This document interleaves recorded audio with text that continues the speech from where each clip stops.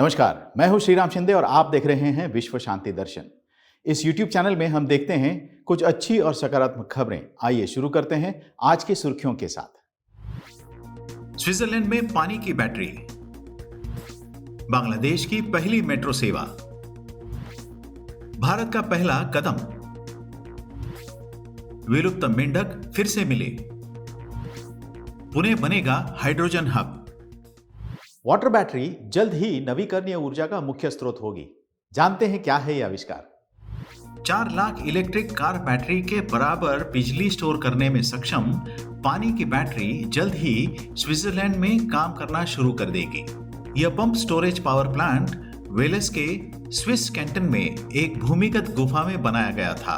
बड़ी मात्रा में बिजली को स्टोर करने और उत्पन्न करने की क्षमता के साथ यह बैटरी स्विट्जरलैंड और यूरोप में बिजली की आपूर्ति को स्थिर करने में महत्वपूर्ण भूमिका निभाएगी। ये पानी की बैटरी या पंप स्टोरेज पावर प्लांट एक प्रकार का जल विद्युत ऊर्जा भंडारण है। बैटरी अलग अलग ऊंचाई पर स्थित पानी के 2 बड़े पुलों से बनाई गई है। पानी का प्रवाह एक टरबाइन को घुमाता है जो जल विद्युत शक्ति निर्माण करता है। पानी की यह बैटरी वर्तमान में उपलब्ध सबसे बड़ी क्षमता वाली ऊर्जा भंडारण सुविधा है। बांग्लादेश ने अपनी पहली मेट्रो रेल सेवा ढाका से शुरू की है। सुनते हैं पूरी खबर। बांग्लादेश ने हाल ही में एक नए युग में प्रवेश किया है। उनकी प्रधानमंत्री शेख हसीना ने राजधानी ढाका में देश की पहली उन्नत मेट्रो रेल का उद्घाटन किया। मेट्रो रेल परियोजना के 11.73 किलोमीटर के हिस्से को दीवारी से अगर गांव तक खोलते हुए मंत्रियों, सरकारी अधिकारियों, राजनीतिज्ञों और स्वतंत्रता सेनानियों सहित कुल 200 लोग पहली मेट्रो रेल यात्रा में शामिल हुए। इस अवसर को चिन्हित करते हुए एक स्मारक डाक टिकट और एक बैंक नोट का अनावरण भी किया गया। IIT मद्रास के शोधकर्ताओं ने भारत का पहला कृत्रिम घुटना बनाया है। ये हजारों विकलांगों के जीवन में सुधार ला सकता है।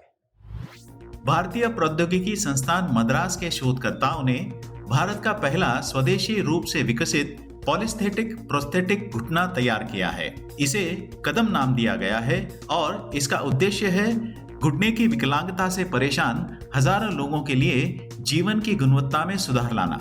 यह मेड इन इंडिया उत्पादन IIT मद्रास द्वारा सोसाइटी फॉर बायोमेडिकल टेक्नोलॉजी और मोबिलिटी इंडिया के सहयोग से विकसित किया गया है। कदम विकलांगों को आरामदायक रूप से चलने में मदद करता है।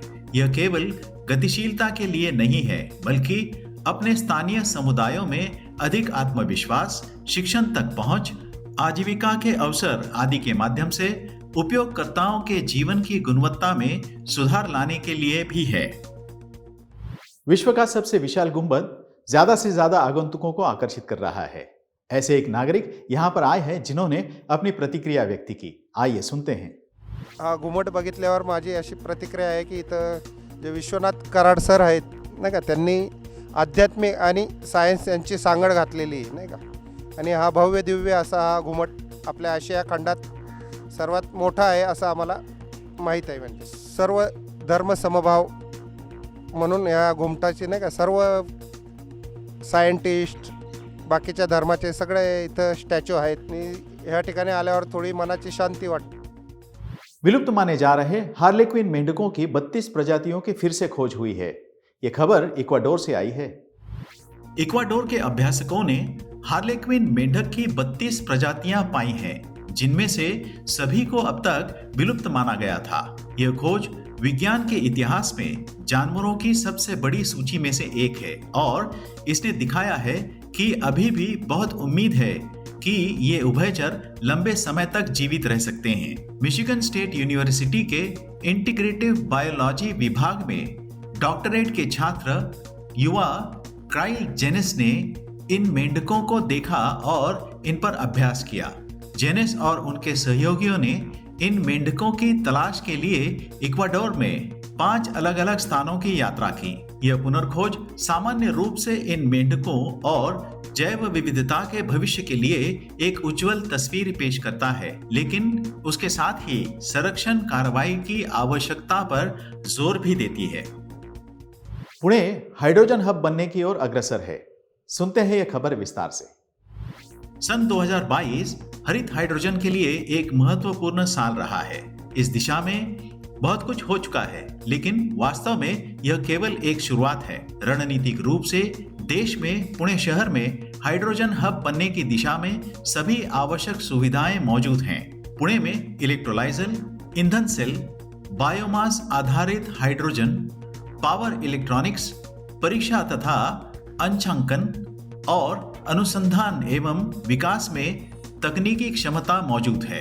यहाँ दर्जनों कंपनियां हाइड्रोजन ईंधन पर काम कर रही हैं। कदीलता, बढ़िया रसायन, इस्पात और उर्वरक जैसे उद्योग क्षेत्रों के साथ साथ डेटा केंद्रों, कोल्ड स्टोरेज और गेटेड समुदायों जैसे अन्य क्षेत्रों में भी पुणे और आसपास के क्षेत्रों में हरित हाइड्रोजन उठाव की संभावनाएं हैं। पुणे की कंपनियों ने पहले ही हाइड्रोजन पर काम करना शुरू कर दिया है।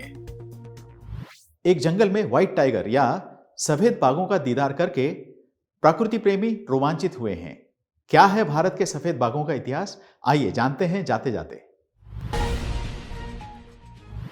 नए साल का जश्न मनाने के लिए देश के कोने कोने से पर्यटक सफेद बाघों के दर्शन के लिए विश्व विख्यात Maharaj Martand Singh Judeo white tiger safari बड़ी संख्या में पहुंचे। यहाँ सफेद बाघों की सबसे बड़ी संख्या है, लेकिन भारत में सफेद बाघ सर्वप्रथम रीवा जिले में पाया गया, जिसका नाम था मोहन। मोहन की वजह से विंध्य को पूरे विश्व में पहचान मिली। आज भी मोहन के वंशज कई देशों में जीवित हैं। देश में पहली बार जानवरों का बीमा सफेद बाघ मोहन का हुआ था। डाक और दूरसंचार विभाग ने 1987 में एक डाक टिकट जारी किया, जिसमें मोहन की तस्वीर लगाई गई थी। इससे पहले ही मतलब दिसंबर 1969 को मोहन का निधन हो चुका था। इसी के साथ आज के संस्करण में यहीं पर रुकते हैं। देखते रहिए विश्व शांति दर्शन। धन्यवाद।